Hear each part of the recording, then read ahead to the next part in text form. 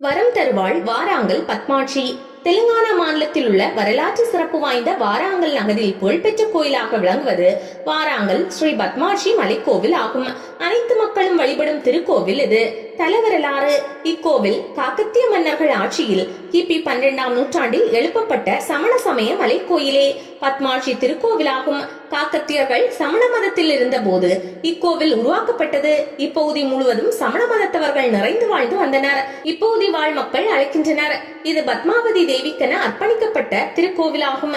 இதன் பிறகு காக்கத்திய மன்னர் 2ஆம் பெத்தராஜு சைவ மதத்தை தழுவியதால் பத்மாட்சி கோவிலாக மாற்றம் பெற்றது. அதுபோல மக்களும் சமண மதத்தின் கடுமையான பழக்க வழக்கங்களை கடைபிடிக்க விரும்பவில்லை. அதனால் மக்களும் சைவ சமயத்தை தழுவினார். ஆலய அமைப்பு: ஹனமகொண்டா மலை மீது சுமார் 1000 அடி உயரத்தில் இக்கோவில் எழிலாக காட்சி தருகிறது. மலை அடிவாரத்தில் அழகிய திருக்குளம் நீர் நிறைந்து காணப்படுகிறது. மலையேற எளிதான படிகள் அமைக்கப்பட்டுள்ளன. இக்கோவிலின் குறிப்பிடத்தக்க அம்சமாக அமைந்துள்ள கல்தூண் கருங்கலால் ஆனது. அண்ணா கொண்டா தூண் நாற்கர வடிவில் திகழ்கிறது. 4 பக்கத்திலும் சமண சிற்பங்கள் வடிக்கப்பட்டுள்ளன. ஆலய கருவறை குகைக்குள் அமைந்துள்ளது.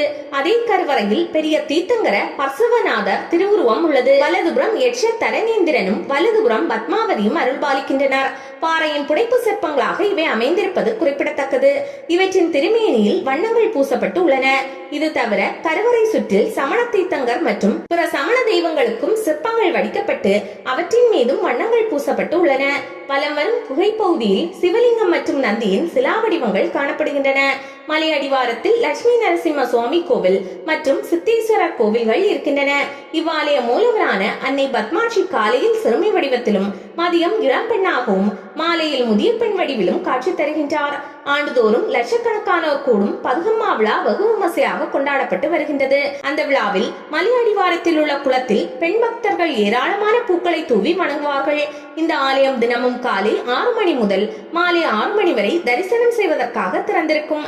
அமைவிடம்: தெலுங்கானா மாநிலம் வாராங்கல் மாவட்டத்தின் தலைநகரான வாராங்கல் நகரிலிருந்து 3 கிலோமீட்டர் தொலைவில் உள்ள ஹனமகொண்டா பகுதியில் அரணாக திகழும் மலையின் மீது இக்கோவில் அமைந்துள்ளது.